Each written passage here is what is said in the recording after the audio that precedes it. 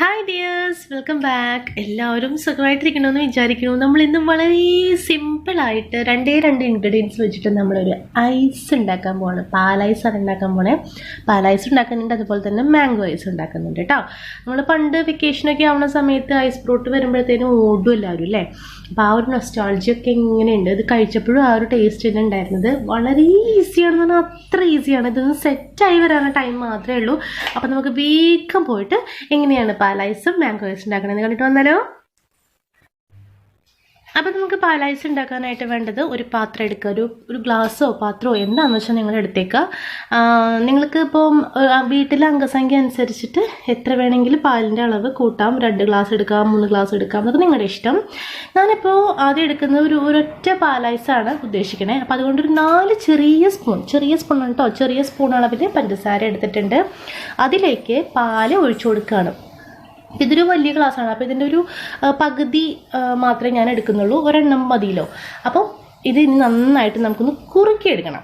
അപ്പോൾ നിങ്ങൾ കാച്ചിയ പാലായാലും കുഴപ്പമില്ല, കാച്ചാത്ത പാലായാലും കുഴപ്പമില്ല, ഏതായാലും കുഴപ്പമില്ല. കുറച്ചെടുത്തിട്ട് ഇതുപോലെ കുറച്ച് പഞ്ചസാര ഇടുക. അതായത് ഇപ്പോൾ 1 ഗ്ലാസ് പാലിലേക്ക് ആണെങ്കിൽ ഒരു 4-5 ചെറിയ സ്പൂൺ അളവിൽ, അല്ലെങ്കിൽ നിങ്ങളുടെ മധുരത്തിനനുസരിച്ചിട്ട് പഞ്ചസാര ചേർത്ത് കൊടുക്കുക. ഇനി നമുക്ക് നന്നായിട്ടൊന്ന് തീയിൽ വെച്ചിട്ടൊന്ന് കുറുക്കിയെടുക്കണം. കുറുക്കിയെടുക്കാനായിട്ട് ഞാനിവിടെ ചുവട് കട്ടിയുള്ള ഏതെങ്കിലും ഒരു പാത്രം ആണ് എടുക്കുന്നത്. അപ്പോൾ ഞാനിവിടെ നോൺ സ്റ്റിക്കിൻ്റെ ഒരു തവയാണ് എടുക്കുന്നത്. നിങ്ങൾക്ക് ഇഷ്ടമുള്ളത് ഏതാണെന്ന് വെച്ചാൽ എടുക്കാം. പാല് നമുക്കൊന്ന് കുറുകി വരണം. അതായത് പാല് തിളച്ച് വരുമ്പോൾ ഒന്ന് സിമ്മിലിട്ടൊരു 5 മിനിറ്റും കൂടെ ഒന്ന് തിളപ്പിക്കുക. അപ്പോൾ നമ്മൾ ഈ പാൽപ്പായസമൊക്കെ ഉണ്ടാക്കാനായിട്ട് നമ്മൾ പഞ്ചസാര ഇട്ട് കുറുക്കുമ്പോൾ ഒരു സ്മെല്ല് വരില്ലേ, ആ ഒരു സ്മെല്ല് വരുന്ന സമയത്ത് അങ്ങോട്ട് തീയെ ഓഫ് ചെയ്യുക കേട്ടോ.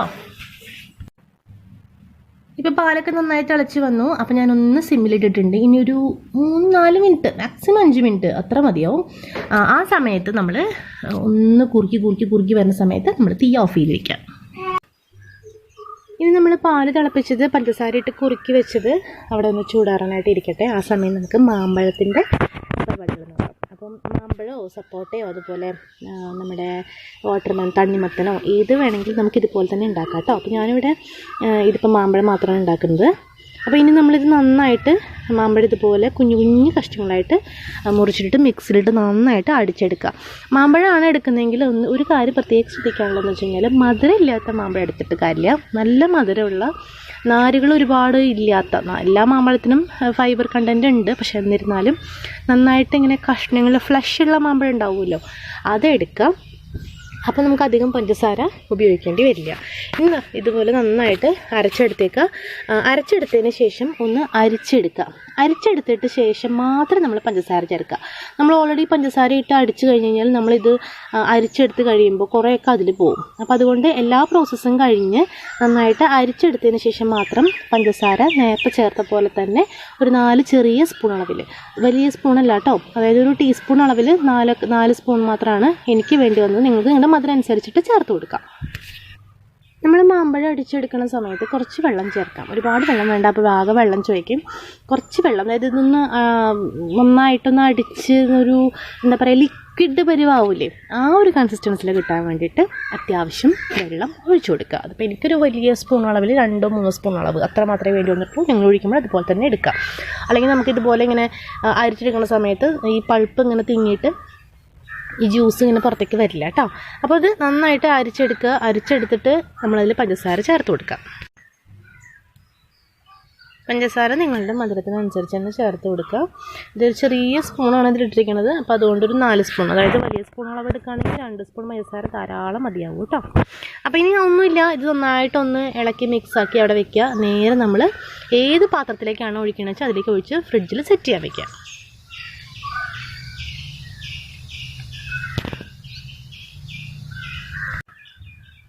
സാധാരണ നമ്മൾ ഐസൊക്കെ ഉണ്ടാക്കാനായിട്ട്, അല്ലെങ്കിൽ സെറ്റ് ചെയ്യാനായിട്ട് ഫ്രിഡ്ജിലൊക്കെ വെക്കാനായിട്ട്, പ്രത്യേകിച്ച് ഐസ്ക്രീമൊക്കെ ആണെങ്കിൽ നമ്മൾ ഉപയോഗിക്കുന്നത് പേപ്പർ ഗ്ലാസ്സൊക്കെ ആയിരിക്കും.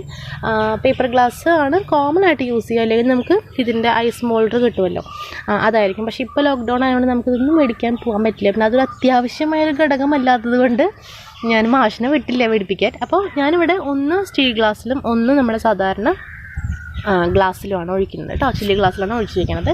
നിങ്ങൾക്കും ഇതുപോലെ തന്നെ ചെയ്യാം. വീട്ടിൽ പേപ്പർ ഗ്ലാസ് ഉണ്ടെങ്കിൽ അത് തന്നെയാണ് നല്ല ഓപ്ഷൻ. ഇതായാലും എനിക്ക് കുഴപ്പമൊന്നും ഉണ്ടായിട്ട് നല്ല പെർഫെക്റ്റായിട്ട് സെറ്റായിട്ട് ഇങ്ങ് പുറത്തേക്ക് എടുക്കാനും പറ്റിയിട്ടുണ്ട്. ഇനി നമ്മളിത് ഓരോന്ന് 2 ഗ്ലാസ്സിൽ വീതം ഒഴിച്ച് വയ്ക്കുകയാണ്. ഇനി നമുക്കിത് ഫ്രിഡ്ജിൽ സെറ്റ് ചെയ്യാൻ വെക്കണം. സെറ്റ് ചെയ്യാൻ വെക്കുന്നതിന് മുന്നേ നമുക്കൊരു സ്റ്റിക്ക്, സാധാരണ നമ്മൾ ഐസ്ക്രീമോ അല്ലെങ്കിൽ ഇതുപോലത്തെ പാലൈസ് അതുപോലെ മാംഗോ ഐസൊക്കെ കഴിക്കുമ്പോൾ നമുക്കൊരു സ്റ്റിക്ക് ഉണ്ടാവും കൂടെ, എന്നാലേ കൈ പിടിച്ച് കഴിക്കാൻ പറ്റുള്ളൂ. അപ്പോൾ ഇപ്പോൾ സ്റ്റിക്ക് മേടിക്കാനൊന്നും പോകാൻ പറ്റാത്തത് കൊണ്ട് ഞാൻ എന്ത് ചെയ്യണമെന്ന് വെച്ച് കഴിഞ്ഞാൽ, സാധാരണ ആളുകൾ ചെയ്യുന്ന അലുമിനിയം ഫോയിൽ വെച്ച് കവർ ചെയ്തിട്ട് അതിൻ്റെ മുകളിൽ കൂടെ ഒരു ഹോൾ ഇട്ടിട്ട് സ്റ്റിക്ക് വെച്ച് കൊടുക്കുകയാണ് ചെയ്യണേ. ഇപ്പോൾ അതിനൊന്നും നിവർത്തിയില്ല. അലുമിനിയം ഫോയിലൊക്കെ പേപ്പർ മേടിക്കാൻ പോയി കഴിഞ്ഞാൽ അടി കൊണ്ട് പോരേണ്ടി വരും. അപ്പോൾ അതുകൊണ്ട് ഇതുപോലത്തെ ഒരു ലിഡ്, പ്ലാസ്റ്റിക്കിൻ്റെ ഒരു മൂടി ഉണ്ടായിരുന്നു, അതൊന്ന് ചെറിയൊരു ഓട്ട വെച്ചിട്ട് ഒരു സ്റ്റിക്ക്, ഐസ്ക്രീമിൻ്റെ സ്റ്റിക്ക് അല്ലെങ്കിൽ ഏതെങ്കിലും ഒരു കഷ്ണം, നമുക്കിപ്പം വീട്ടിൽ തന്നെയുള്ള ഏതെങ്കിലും ഫ്രൂട്ട്സിൻ്റെയൊക്കെ മരം ഉണ്ടാവുമല്ലോ, ഇപ്പോൾ പേരക്കയുടെയോ അല്ലെങ്കിൽ ഏതെങ്കിലും ഉപയോഗശൂന്യമല്ലാത്തത് കേട്ടോ, അതായത് വിഷമൊന്നും ഇല്ലാത്ത മരത്തിൻ്റെ കഷ്ണം, ഒരു 2 സ്റ്റിക്ക് കൊണ്ടുവന്നിട്ട് ചെറിയൊരു ഗ്രിപ്പ്, അതായത് താഴെ ചെറുതായിട്ടൊന്നിങ്ങനെ നൈസായിട്ട് ഇങ്ങനെ വരഞ്ഞ് കൊടുക്കുക. അപ്പോൾ ഈ ഐസിൽ പെട്ടെന്ന് ഇത് സ്റ്റിക്ക് ചെയ്തിരിക്കും. എന്നിട്ട് ഇതുപോലെ ഇങ്ങനെ ഇട്ട് വെച്ചേക്കുക. ഇനി ഇത് നമ്മളൊരു 8 മണിക്കൂർ ഞാൻ സെറ്റ് ചെയ്യാൻ വെച്ചു. അപ്പോൾ വൈകുന്നേരമാണ് ചെയ്തത്. അപ്പം രാവിലെ ആയപ്പോഴത്തേനും അത് സെറ്റായി കിട്ടി. ഇനി ഇത് പതുക്കെ ഒന്നിങ്ങനെ എടുത്ത് നോക്കാം. ഇതാ കേട്ടോ, നമ്മൾ കഴിക്കുന്ന പോലെയുള്ള. പിന്നെ ഒരു കാര്യം പറയേണ്ടത്, എനിക്ക് തോന്നിയത് കുറച്ച് സേമിയ ഉണ്ടെന്നുണ്ടെങ്കിൽ പാല് വേവിക്കണ കൂട്ടത്തിൽ അതും കൂടി ഇട്ട് കൊടുക്കുക. അപ്പോൾ ഒരു നല്ല ടേസ്റ്റ് ആയിരിക്കും. നമ്മൾ പാലൈസിൻ്റെ കൂടെ സേമിയ കഴിക്കാറുണ്ടല്ലോ, നമ്മളിങ്ങനെ കഴിക്കുന്ന സമയത്ത് അതിൻ്റെ ഒരു കഷ്ണം ഇങ്ങനെ കടിക്കുന്ന ടേസ്റ്റാണ്. അപ്പോൾ ഉണ്ടെങ്കിൽ ചേർത്ത് കൊടുക്കുക. എൻ്റെ കയ്യിൽ സേമിയ ഇല്ല. അപ്പോൾ വളരെ ഈസി അല്ലേ, പ്രത്യേകിച്ച് വേറെ ഇൻഗ്രീഡിയൻസ് ഒന്നുമില്ല, പാലും പഞ്ചസാരയും മാത്രമേ ഉള്ളൂ. മാംഗോ ഐസ് കുറച്ചും കൂടെ സമയം എടുത്തു എനിക്കൊന്ന് സെറ്റായി കിട്ടാൻ വേണ്ടിയിട്ട്. അപ്പോൾ ദേ നമ്മുടെ മാംഗോ ഐസും പാലൈസും ഇവിടെ റെഡി ആയിട്ടുണ്ട്. അപ്പം നൊസ്റ്റാൾജിയൊക്കെ ആയവർക്കിട്ട് നമുക്ക് ഇരിക്കുന്ന സമയത്ത് ഇതൊന്ന് ട്രൈ ചെയ്ത് നോക്കാം. വീട്ടിലെ സ്ത്രീകൾക്ക് മാത്രമല്ല കേട്ടോ, പുരുഷന്മാർക്കോ അനിയന്മാർക്കോ ചേട്ടന്മാർക്കോ ഒക്കെ ട്രൈ ചെയ്ത് നോക്കാവുന്നതേ ഉള്ളൂ. എല്ലാ കാര്യങ്ങളും അവർക്ക് ഇട്ട് കൊടുക്കണം നിർബന്ധമൊന്നുമില്ലല്ലോ അല്ലേ. വളരെ ഈസി അല്ലേ. പഞ്ചസാരയും അതുപോലെ തന്നെ ഏതെങ്കിലും ഒരു ഫ്രൂട്ടിൻ്റെ ജ്യൂസും ഉണ്ടെങ്കിൽ നമുക്ക് വളരെ ഈസി ആയിട്ട് ചെയ്തെടുക്കാൻ പറ്റും. പാലൈസും മാംഗോ ഐസും രണ്ടും നല്ല ടേസ്റ്റ് ഉണ്ടായിരുന്നു. പ്രത്യേകിച്ച് ശ്രദ്ധിക്കേണ്ടത്, മാമ്പഴം എടുക്കുമ്പോൾ നല്ല മധുരമുള്ള മാമ്പഴം തന്നെ എടുക്കാൻ ശ്രദ്ധിക്കുക, ഇല്ലെങ്കിൽ ഒരു പുളിപ്പുണ്ടാവും നമുക്ക് ഉണ്ടാക്കി കഴിയുമ്പോൾ കേട്ടോ. അപ്പോൾ എല്ലാവർക്കും ഇന്നത്തെ കുഞ്ഞു റെസിപ്പി ഇഷ്ടമായെന്ന് വിചാരിക്കണോ. പ്രിപ്പയർ ചെയ്ത് നോക്കിയിട്ട് അഭിപ്രായം പറയാം. മറ്റൊരു വീഡിയോയുമായിട്ട് നമുക്ക് വീണ്ടും കാണാം. അതുവരേക്കും signing off Shruti Sreekumar from Shruti's world. Thank U.